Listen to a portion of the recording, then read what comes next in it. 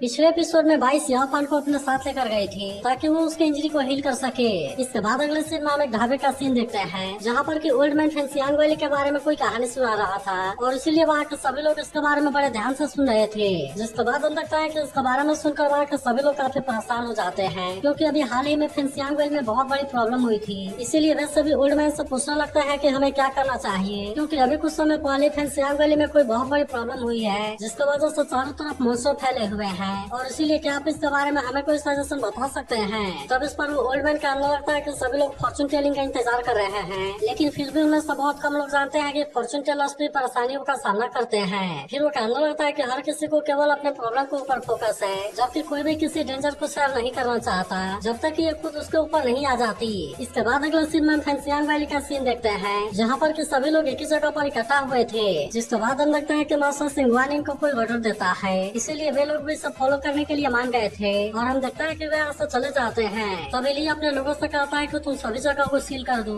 और अगर तुम्हें जिसके ऊपर भी डाउट हो तुम उसे बिना पूछे गिरफ्तार कर लेना। जिसके बाद हम देखता है कि उसके लोग इसकी बात मानने के लिए रेडी हो गए थे और इसीलिए वे सभी तुरंत ही डिमन क्लैन के लोगों के ऊपर अटैक करना शुरू कर देते हैं। जिसके बाद हम देखता है कि वे लोग अपनी जान बचाकर वहाँ से भागना चाहते थे, लेकिन तभी वहाँ पर मास्टर लू भी आ जाता है जो कि तुरंत ही अपने पावर से अटैक करके सबको मार देता है। फिर वो अपने लोगों से कहता है कि डिमन क्लैन का कोई भी जिंदा नहीं बचना चाहिए और इसीलिए मैं चाहता हूँ कि तुम्हें जो भी दिखे तुम उसे मार देना। तभी अगले सीन में हम देखता है कि किसी दूसरे सेक्टर के स्टूडेंट यहाँ से ऊपर जा रहे थे, लेकिन तभी हम देखते हैं कि फेंसियांग वैली वालों ने इनके रास्ते को घेर लिया था और इसीलिए वे इनसे पूछने लगता है कि तुम हमारे साथ में ऐसा क्यों कर रहे हो। लेकिन अभी भी हम देखते हैं कि फेंसियांग वैली वाले इनकी कोई भी बात सुनने के लिए रेडी नहीं होते, इसीलिए वे इनसे कहते हैं कि तुम चुपचाप यहाँ से चले जाओ क्योंकि हम नहीं चाहते कि तुम इसमें इन्वॉल्व हो। तब इस बात सुनकर वे सभी फेंसियांग वैली के ऊपर गुस्सा होने लगते हैं, लेकिन वे असल में ऐसा सिचुएशन में कुछ कर भी नहीं सकते थे और इसीलिए हम देखते हैं कि वे चुपचाप यहाँ से चले जाते हैं। वही उदाहरण देखता है कि फेंसियांग वैली के लड़कों ने बहुत सारे डिमन क्लैन के लोगों को कैद कर लिया था और वे इनको बहुत ही बुरे तरीके से जलाकर मार देते हैं। लेकिन तभी हम देखते हैं कि सीनियर फासियांग भी यहाँ पर मास्टर लू से मिलने के लिए आया हुआ था, इसीलिए मास्टर लू सीनियर फासियांग का यहाँ पर वेलकम करता है और वो इसे अपने साथ लेकर जाता है। इसके बाद अगले सीन में हम एक जगह को देखते हैं जहाँ पर की सियाफान और बाई रुके हुए थे, लेकिन हम देखते हैं कि सियाफान किसी चीज के बारे में सोचकर काफी परेशान था, इसीलिए वो कहने लगता है कि पता नहीं और मैं कितने टाइम के लिए जिंदा रहूंगा, क्योंकि भाई ने उसे कहा था कि अगर तुम ज्यादा टाइम के लिए जिंदा रहना चाहते हो तो फिर तुम्हें अपने पास इविल पावर वाले मैजिक वेपन को फेंकना होगा। अब इसीलिए हम देखते हैं कि सियाफान इसके बारे में सोचकर काफी परेशान था और उसे कुछ भी समझ में नहीं आ रहा था कि वो इसके बारे में क्या करे। लेकिन तभी हम देखते हैं कि वो बियाह के बारे में याद करने लगता है और कहता है कि बियाह को बचाने के लिए मैं किसी भी चीज को सेक्रीफाइस करने के लिए रेडी हूँ। वही उधर हम देखता है कि लू अपने मास्टर की बात मानकर फेंसियांग वैली में आ गई थी जहाँ पर कि इसे रिसीव करने के लिए यहाँ पर आया हुआ था। इसके बाद हम देखता है कि वो लू को ग्रीट करता है और कहता है कि मुझे पता चला था कि चिंगुल सेक्टर का कोई मेंबर यहाँ पर आने वाला है, इसीलिए वैली मास्टर ने तुम्हें ग्रीट करने के लिए मुझे भेजा है। लेकिन अभी भी हम देखता है कि लू से ज्यादा बात नहीं कर रही थी। जिसके बाद ली कहता है कि वैली अभी यहाँ से दूरी पर है, लेकिन अब तो काफी लेट हो गया है और इसीलिए आज रात के लिए तुम्हें यहीं पर आराम करना होगा। फिर वो लू से कहता है कि तुम्हें किसी भी चीज के बारे में चिंता करने की जरूरत नहीं है क्योंकि मैं कल खुद तुम्हें अपना साथ लेकर वैली में जाऊंगा। जिसके बाद हम देखता है कि लू इसके इस बात के लिए थैंक यू कहती है और फिर वो अंदर जाने के लिए रेडी हो गई थी। तो ली का अंदर लगता है कि यहाँ पर इतनी अच्छी व्यवस्था नहीं है, इसीलिए मैं इसके लिए तुमसे सॉरी कहना चाहता हूँ। लेकिन अभी भी हम देखता है कि वो इस पर ज्यादा कुछ नहीं कहती और फिर वो दरवाजा खोलकर अंदर जाने के लिए रेडी हो गई थी। वहीं दूसरी तरफ हम देखता है कि सियाफान जहाँ पर रुका हुआ था तभी भाई भी वहाँ पर आ जाती है, लेकिन तभी हम देखता है कि सियाफान ने इस समय अपना ड्रेस उतारा हुआ था, इसीलिए भाई भी इसका सारे इंजरी को देख लेती है और हम देखता है कि वो इस बात से काफी हैरान हो गई थी। लेकिन फिर भी हम देखता है कि वो सियाफान से इसके बारे में कुछ नहीं कहती, इसीलिए सियाफान फिर से अपने बॉडी को कवर कर लेता है। जिसके बाद भाई कहती है कि अब तुम सोने के लिए चले जाओ क्योंकि बहुत ज्यादा हम यहाँ से निकलेंगे। जिसके बाद हम देखता है कि सियाफान भी इसके बात मानने के लिए रेडी हो गया था। वही उधर हम देखता है कि लू ने अपना रूम देख लिया था और इसीलिए वो ली को यहाँ से जाने के लिए कहती है। तब इस पर ली कहता है कि तुम हमारी हेल्प करने के लिए इतनी दूर से आई हो, जो कि दो सेक्टर के बीच के फ्रेंडशिप को बताता है। मगर तभी हम देखता है कि लू को इसके बारे में कुछ गड़बड़ लगने लगती है, इसीलिए वो सोचने लगते हैं कि तुम टियांगपी के स्टूडेंट को यहाँ पर भेजना सही होता,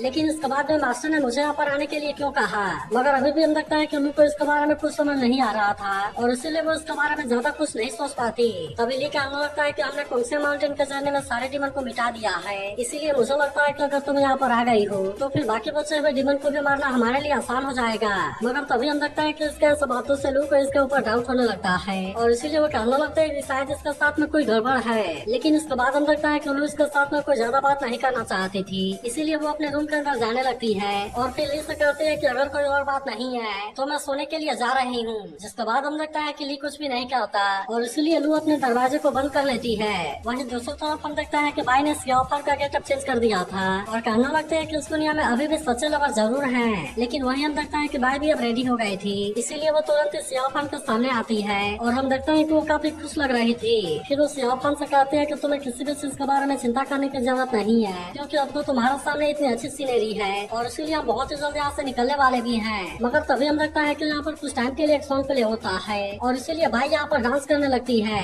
लेकिन वहीं हम देखता है कि सियाफान इसमें कुछ भी नहीं कर रहा था, क्योंकि उसे सबसे ज्यादा बियाह को बचाने की चिंता होती है। मगर तभी हम देखता है कि लिटिल मंकी सियाफान से नीचे आ गया था और वो एक जगह पर बैठकर भाई के डांस को देखने लगता है। जिसके बाद हम देखता है कि भाई ऐसा ही यहाँ पर कुछ टाइम के लिए डांस करती है और वो इस टाइम को एंजॉय करती है। लेकिन अब अगले सीन में हम देखता है कि वे यहाँ से जाने के लिए निकल गए थे, इसीलिए वे यहाँ से जाते हुए अलग अलग जगह से होकर गुजरते हैं, जहाँ पर कि भाई अभी भी डांस करते हुए आगे बढ़ रही थी। और हम देखता है कि वो यहाँ के सीन को एंजॉय करके काफी खुश होती है। फिर अगले सीन में हम देखता है कि वे एक नाव में आकर बैठ गए थे और वहाँ का सीन भी सच में काफी अच्छा लग रहा था। लेकिन वही उधर हम देखता है कि सियाफान को इसके बारे में कुछ भी समझ नहीं आ रहा था, इसीलिए वो भाई से इसके बारे में पूछने लगता है और कहता है कि क्या तुम यहाँ पर पहले भी आ चुकी हो। तब इस पर भाई से बताते हैं कि हाँ वो यहाँ पर आ चुकी है, क्योंकि असल में उसके क्लैन की ओरिजिन यहीं से हुई थी और इसीलिए भाई यहीं पर बड़ी हुई है। तब इस पर सियाफान पूछता है कि अगर ऐसा है तो 1000 साल पहले तुम फॉक्स डीमन क्लैन वाले सेंट्रल प्लेन में क्यों इन्वॉल्व हो गए। जिसके बाद भाई कहते हैं कि मैंने 1100 साल पहले अपने पूरे क्लैन को यहाँ से छोड़ने के लिए गाइड किया था, क्योंकि हम असल में सेंट्रल प्लेन के माउंट फूजी में सेटल होना चाहते थे और ये असल में वही जगह है जहाँ पर की घोष किंग सेक्टर का हेडक्वार्टर बना हुआ है। और इसीलिए भाई कहने लगते हैं कि अगर माउंट फूजी नाम के बारे में बात किया जाए तो यह नाम भी असल में हमसे ही निकला है। तब इसके बारे में सुनकर सियाफान को इसके सेक्टर के साथ में रिलेशनशिप के बारे में चिंता होने लगती है। जिसके बाद भाई कहते हैं कि तुम्हें इसके बारे में चिंता करने की जरूरत नहीं है, क्योंकि हम सैकड़ों सालों से नेबर हैं, इसीलिए न केवल हम वहाँ पर शांति से रहे बल्कि ह्यूमन और फॉक्स के बीच में वहाँ पर रोमांस भी हुआ है। लेकिन हम देखते हैं कि सियाफान इसके बारे में कुछ भी नहीं बोलता। वही उदाहरण देखता है कि जिन ने फेंसियांग वैली के बहुत सारे लड़कों को पकड़ लिया था, जहाँ पर वो कहने लगते हैं कि ये सभी तो ग्रुप में है और इसीलिए इनके साथ में डील करना इतना आसान बात नहीं है। लेकिन फिर भी हम देखता है कि वो इतना आसानी से हार मानने वाली नहीं होती, इसीलिए वो अपने पावर का यूज करके इनको अपने कंट्रोल में कर लेती है और पूछने लगते हैं कि आखिरकार फेंसियांग वैली में हुआ क्या था और इसके अलावा वहाँ पर वोल्केनिक इरप्शन क्यों हुआ। जिसके बाद हम देखता है कि इनमें से एक लड़का जिनका कंट्रोल में आ गया था और वो इसे बताना लगता है कि कोई चुपके से फायर अल्टार में घुस गया, इसीलिए ऐसा हो सकता है कि वहाँ पर उसने किसी डिमोनिक स्पेल का यूज किया हो और इस तरह से उसने जियोथर्मल एनर्जी को एक्टिवेट कर दिया हो। जिसके बाद हम देखता है कि जिन समझ जाते हैं कि यह जरूर सियाफान ने किया है और इसीलिए वो कहते हैं कि वह तो सच में काफी स्मार्ट है। लेकिन तभी हम देखता है कि एक लड़का ईगल का यूज करके अपने लोगों को सिग्नल भेज देता है, जिसके बाद सली और बाकी लोगों को इसके बारे में पता चल गया था और इसीलिए वो तुरंत वहाँ पर जाने लगते हैं। वही उदाहरण देखता है कि ली को भी इसके बारे में पता चल गया था, इसीलिए वो भी तुरंत अपने रूम से बाहर आ जाती है और फिर वो भी वहाँ पर जाने के लिए निकल गई थी। लेकिन फिर भी हम देखता है कि जिन ने उस लड़के को मार दिया था और वो ली और बाकी लोगों को यहाँ पर आते हुए देखकर कहते हैं कि वे तो काफी फास्ट हैं। मगर इसके बाद भी हम देखता है कि ली के आने से पहले जिन यहाँ से गायब हो गई थी और इसीलिए ली अपने आदमी से पूछता है कि यहाँ पर क्या हुआ। तब इस पर उसका आदमी कहता है कि हमने केवल किसी को यहाँ से भागते हुए देखा, इसीलिए मास्टर लोग कुछ लोगों के साथ उसका पीछा करने के लिए गए हुए हैं, जबकि उन्होंने मुझे यहाँ पर गार्ड करने के लिए ऑर्डर दिया है। तब इसके बारे में सुनकर ली अपने लोगों से कहता है कि तुम इन लोगों को लेकर यहाँ से ले चलो, जबकि बाकी लोग मेरे साथ में मास्टर लू के पीछे जाएंगे। मगर तभी हम देखता है कि यहाँ पर ली के कुछ और आदमी भी आ गए थे और उन्हें से एक आदमी ली से कहता है कि फाइनली मैंने आपको खोज लिया। तब इस पर ली उससे पूछता है कि आखिरकार बात क्या है। जिसके बाद वो इसे बताता है कि कुछ प्रिजनर यहाँ से भागने में कामयाब हो गए हैं, इसीलिए मास्टर मून को पकड़ने के लिए वेस्ट में गए हुए हैं। जिसके बाद हम देखता है कि ली तुरंत अपने पावर का यूज करके अपने पहले वाले आदमी के ऊपर अटैक करने की कोशिश करता है, क्योंकि उसको पता चल गया था कि वो असल में उसका आदमी नहीं है। जिसके बाद हम देखता है कि जिन भी अपने असली रूप में आ गए थे और इसीलिए ऐसे देख ली कहता है कि तो फिर से तुम ही हो। इसके बाद हम देखता है कि वो जिन के ऊपर काफी गुस्सा हो गया था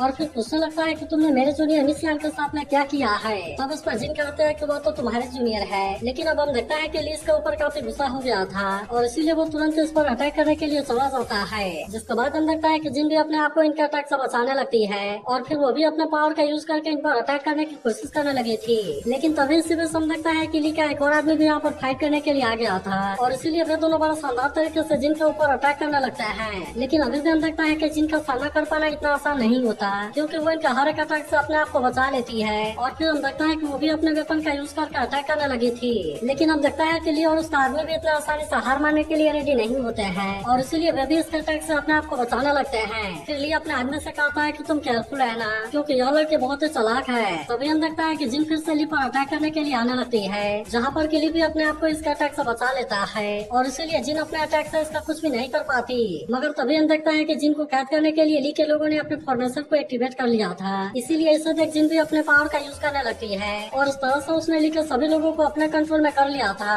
लेकिन तभी हम देखता है कि जिन खुद भी ली के रूप में आ गई होती है, इसीलिए इसे देख ली तुरंत इस पर अटैक करने के लिए आ जाता है, जहाँ पर हम देखता है कि वेपन की वजह से ली के लोग जिन को पहचान गए थे और इसीलिए वे तुरंत इस पर अटैक करने के लिए अपने फॉर्मेशन को एक्टिवेट कर लेते हैं। लेकिन यह देख जिन तुरंत अपनी जान बचाने के लिए वहाँ से भागने लगती है और हम देखता है कि खुद ली भी इसमें बहुत बुरे तरीके से फंस गया था। मगर तभी हम देखता है कि लू भी यहाँ पर आ गई थी, जो कि तुरंत ही अपने आइस पावर का यूज करके जिन को पीछे हटने पर मजबूर कर देती है। तब इससे देख ली इसे थैंक यू कहता है और कहता है कि तुम इसे पकड़ने में हमारी मदद करो। जिसके बाद हम देखता है कि लू भी इसके लिए रेडी हो गई थी और वो तुरंत ही जिन को पकड़ने के लिए जाने लगती है। तब इससे देख जिन भी अपनी जान बचाकर यहाँ से भागने की कोशिश करती है, लेकिन तभी हम देखता है कि लू ने अपना सोल पावर का यूज करके जिन के ऊपर अटैक कर दिया था और इसीलिए वो यहाँ पर ज्यादा दूर नहीं भाग पाती। मगर इसके बाद भी हम देखता है कि वो बहुत ही चालाकी से एक पेड़ के पीछे छुप गई थी और इसीलिए लू जैसे इसके दायरे में आती है वो अपने पावर का यूज करके इस पर अटैक करने की कोशिश करती है। लेकिन इसके बाद भी हम देखता है कि लू ने अपने आप को बहुत ही आसानी से बचा लिया था और वो फिर से अपना शॉर्ट पावर का यूज करके जिन के ऊपर अटैक करने की कोशिश करती है। जिसके बाद हम देखता है कि जिन भी इसका सामना करने के लिए रेडी हो गई थी और इसीलिए वो भी तुरंत अपने वेपन का यूज करके इसका शॉर्ट के अटैक को रोकने लगती है। मगर अभी भी हम देखता है कि जिन लू के सामने इतना आसानी से हार मानने वाली नहीं होती, इसीलिए वो फिर से अपने पावर का यूज करके लू पर अटैक करने के लिए चली जाती है। जिसके बाद हम देखता है कि लू भी इसका सामना करने के लिए रेडी हो गई थी और अब इसीलिए इन दोनों के बीच में बहुत ही शानदार तरीके से फाइट होने लगती है।